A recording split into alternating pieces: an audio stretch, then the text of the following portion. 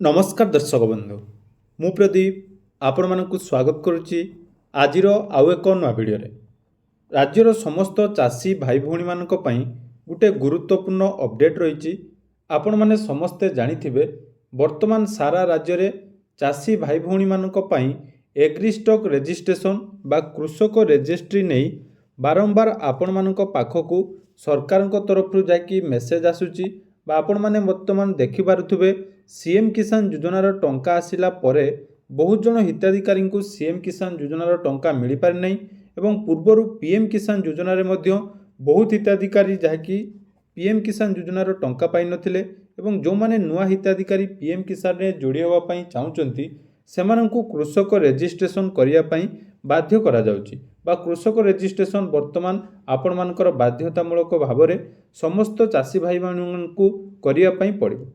तो ये जो कृषक रजिस्ट्रेशन बा एग्रीस्टॉक रजिस्ट्रेशन आपण माने करिवे कि नहीं यारी उपरे आपण मानकर बहुत सारा जाकि डाउट अछि। तेणु आसंतु आजिर ए भिडियो रे आपण मानकु एग्रीस्टॉक विषय रे किछि इंपोर्टेंट अपडेट देबी एवं केमिति जदि आपण मानक नाम रे जमी नाही ताले केमिति एग्रीस्टॉक रजिस्ट्रेशन करि परिबे एवं एग्रीस्टॉक रजिस्ट्रेशन न कले आगको आपण मानकु पीएम किसान सीएम किसान एई भली चाषी संबंधी जो जो सुविधा मिलुची से सुविधार आपण माने वंचित होई पारंती। तेणु केमिति एही रजिस्ट्रेशन होबो से विषय जानिबा पूर्वरु जदि आपण माने चैनल को प्रथम थर विजिट करचंती वीडियो को लाइक करंतु चैनल को सब्सक्राइब करबा सहित पाखरे थिबा बेल आइकन को क्लिक करी ऑल सेट कर दियंतु कारण सीएम किसान योजनार टंका जतेबेले नुआ हिताधिकारी मानकु आसी नथिला से समय आपण मानकु गत काली मु गोटे कहिथिली जे वर्तमान सरकार चाहुचंती जे जो माने चाषी प्रकृत चाषी अर्थात तांको नाम रे जमी अछि केवल सेही हिताधिकारी को सीएम किसान हो बा पीएम किसान लो सहायता राशि मिलिबो। तेणु ता पई आपण मानको कृषक रजिस्ट्रेशन मैंडेटरी अटे। याकु नै मध्य आपण मानको मोबाइल को जाकि चाषी भाई भौणी मानको मेसेज आसुची देखि पारुथुबे एठी गोटे मेसेज जाकि 13 एप्रिल ले नमस्कार पीएम किसान सहायता राशि पाई आपण एग्रीस्टॉक कृषक रजिस्ट्री रे निजको पंजीकरण करंतु एथिपाई निकटस्थ कृषि कार्यालय सहित जोगाजोग करंतु कृषि और कृषक सशक्तिकरण विभाग ओडिशा सरकार तरफ यही नियम लागू करा जायछि। या सहित यही योजना बा यही फार्मर रजिस्ट्रेशन आगो को सीएम किसान योजना पाई भी लागू हबो।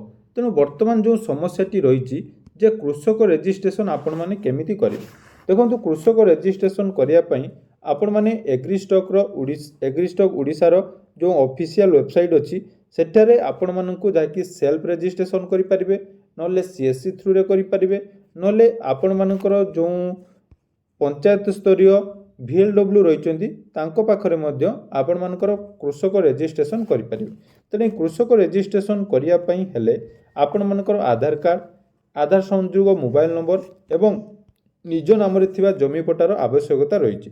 तेणु सबुठारु मुख्य समस्या जोटा कि रही निज नाम रे जमी मैक्सिमम हिताधिकारी ना रे नाही एवं सेही हिताधिकारी माने पूर्वर पीएम किसान जो आवेदन करथिले टंका पाउथिले सीएम किसान मध्य पाउथिले किंतु वर्तमान यही नियम लागू होला परे बहुत जन हिताधिकारी प्रॉब्लम जा कि हेछि एवं सेमाने एही योजना रु आगो को बाद पड़िबे।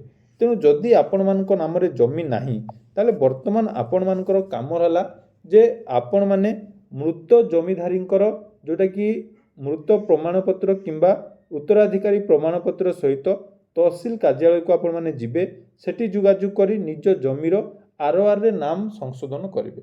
अर्थात जोटा कि आपण मानकु कहा जाउची जे आपण मानकर बापा बा जेजेबापा जे भी जमीधारक अटंती तांकर डेथ सर्टिफिकेट आपण मानकु बाहर करिया पई पड़िबो। तो डेथ सर्टिफिकेट जदि बाहर करचंती तापरे डेथ सर्टिफिकेट बाहर कला परे लीगल लेयर आपण माने बाहर करिवे। लीगल लेयर बाहर कला परे सेही लीगल लेयर को नहीं आपण माने तहसील ले जोटा कि निज नाम आरओआर रे संयोग करि पारिबे। देखंतु बहुत जनकर कोन हेची ना बापा बा जेजेबापांकर जाकि मृत्यु 20 वर्ष 25 वर्ष एमिति कि 30 वर्ष पूर्व हो जाइछि किंतु तांकर कोन हेची ना डेथ सर्टिफिकेट बाहरु नाही।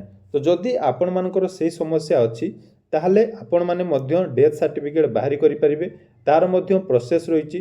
तो आपण माने जदि से प्रोसेस जानिया पई चाहुचंती कमेंट करंतु यार परवर्ती वीडियो रे केमिति मृत व्यक्तिंकर डेथ सर्टिफिकेट जोटा कि आपण मानकर 20 रु 25 वर्ष रु ऊर्ध्व जो हे जाइछि आपण मानकर ଡାକ୍ତରଖାନାରେ ଯେଉଁଟାକି ଆପଣମାନେ ବାହାର କରିପାରୁନାହାନ୍ତି ତାର ମଧ୍ୟ ପ୍ରୋସେସ୍ ରହିଛି। ସରପଞ୍ଚଙ୍କ ପାଖରୁ ଗୋଟିଏ ଲେଖା ଏବଂ ଆପଣଙ୍କର ଅଙ୍ଗନବାଡ଼ିରୁ ଗୋଟିଏ ଲେଖା ନେଇ ଆପଣମାନେ ଡେଥ୍ ସାର୍ଟିଫିକେଟ୍ ବାହାର କରିପାରିବେ। ଡେଥ୍ ସାର୍ଟିଫିକେଟ୍ ବାହାରିବା ସହିତ ଲିଗାଲ୍ ଲେୟାର ମଧ୍ୟ ବାହାରି ପାରିବ ଏବଂ ନାମ ଯେଉଁ ପରିବର୍ତ୍ତନ ବା ସଂଶୋଧନ ଇଜିଲି ହେଇପାରିବ। ଦେଖନ୍ତୁ ଏଇଟା ଗୋଟେ ସେନ୍ସିଟିଭ୍ କଥା ଯେ ଯେହେତୁ ଆପଣମାନଙ୍କର ଗାଇଡ଼ଲାଇନ୍ ଅନୁସାରେ ଜଣେ ମୃତ ବ୍ୟକ୍ତି ବା ଜଣେ ବ୍ୟକ୍ତି ମୃତ ହେଲା ପରେ ତାଙ୍କର ଜମିର ଅଧିକାର ତାଙ୍କର ଯେଉଁ ରହିଛନ୍ତି ଉତ୍ତରାଧିକାରୀ ତାଙ୍କ ଭିତରେ ବାଣ୍ଟିବା ଦରକାର। ତେଣୁ ନିଜର ଭାଇମାନଙ୍କ ସହିତ ବା ଭଉଣୀମାନଙ୍କ ସହିତ ସମସ୍ତଙ୍କ ସହିତ ଯୋଗାଯୋଗ କରି ଏହି କାମଟି କରିନେବା ଆବଶ୍ୟକତା ରହିଛି। ଏଇଟା ସରକାରଙ୍କ ତରଫରୁ ଠିକ୍ ବ୍ୟବସ୍ଥା। ତେଣୁ ଏହାକୁ ଯଥାସମ୍ଭବ ଆପଣମାନେ କରନ୍ତୁ, ଯାହାଦ୍ୱାରା କି ଆପଣମାନେ ଫାର୍ମର ରେଜିଷ୍ଟ୍ରେସନ୍ ବା କୃଷକ ରେଜିଷ୍ଟ୍ରି ଏଗ୍ରିଷ୍ଟକ୍ ପୋର୍ଟାଲରେ କରିପାରିବେ। ତ ଏହାକୁ ନେଇ ବହୁତ ସାରା ଡାଉଟ୍ ଥିଲା, ତେଣୁ ଆଶା କରୁଛି ଭିଡ଼ିଓ ମାଧ୍ୟମରେ ଆପଣମାନଙ୍କୁ କିଛି ଇନଫର୍ମେସନ୍ ମିଳିପାରିଛି। ଯଦି ଭିଡ଼ିଓଟି ଆପଣମାନଙ୍କୁ ଇନଫର୍ମେଟିଭ୍ ଲାଗିଛି ତାହେଲେ ଚ୍ୟାନେଲକୁ ସବସ୍କ୍ରାଇବ୍ କରନ୍ତୁ ଏବଂ ଆଗାମୀ ଭିଡ଼ିଓରେ ଆମେ କେମିତି ମୃତ ବ୍ୟକ୍ତିଙ୍କର ସାର୍ଟିଫିକେଟ୍ ବନେଇବା, ଲିଗାଲ୍ ଲେହାଲ କେମିତି ବନେଇବା ସେ ବିଷୟରେ ଆଉ ଗୋଟେ ଡେଡିକେଟେଡ୍ ଭିଡ଼ିଓ ଆପଣମାନଙ୍କ ସହିତ ସେୟାର କରିବି। ଧନ୍ୟବାଦ।